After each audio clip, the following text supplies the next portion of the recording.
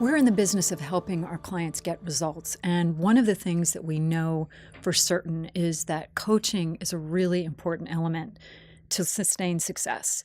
In fact, the research tells us that you can get a 43% bump with just coaching alone. But when I talk with sales managers at different companies, the reality of their work is that a lot of times they have little time for one-on-one coaching. And so the question is, how do we get the most out of this when there's so many different responsibilities they have around administration, everything else that they do? We have a lot of different thoughts on that, but today I want to talk to you about 3 things that sales managers can do now to get the best results from their training. So I'm going to get very tactical and practical with you today.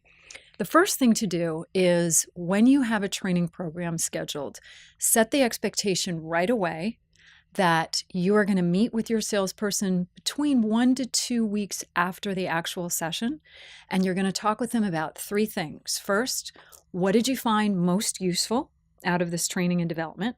Second, what are you going to do differently as a result of it that you think will make the most difference for you in being as effective and as efficient as you can on the job? And 3, how can I, as your sales manager, support you? So set that meeting up. Have that meeting within 1 to 2 weeks of the training. Ideally, if the training was 3 months ago, 6 months ago, you can still set up that expectation. The whole idea, though, is that you want to engage the salesperson in a dialogue with you. So you want to talk with them, get their input so that they have some responsibility and ownership around their own reinforcement and development. The second thing that you can do is immediately begin using the skills and language yourself. So, for example, I was with a client recently. I was at a town hall meeting, and their CEO actually began the meeting with a purpose process payoff, which is one of the skills we teach in our counselor program.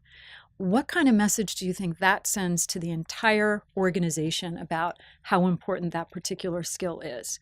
So using the skills, whatever they might be, using the language, asking the questions on a consistent basis. The third thing you can do is, as much as possible, build in peer support. One of the things we know from research and experience is that where you can get a 43% bump with management coaching, peer support can actually be even higher than that.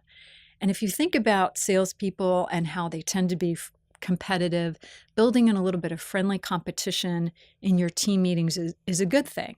So take a skill that you want to reinforce. Let's say it's open-ended questions. Give them a challenge, and then the next time they come together for their team meeting, talk about those 3 questions again, kind of what worked, what didn't work, what can we do to support each other in terms of being more successful. So with these 3 things that you can do immediately, set the expectation right after training to come up with their own little development plan, asking those 3 questions, using the skills and language yourself as a manager on a regular basis, and 3, building in peer support. You'll begin to build that regular cadence of using the skills that'll help you create the type of environment where the skills become comfortable and part of the culture, part of the way you're actually going about doing business.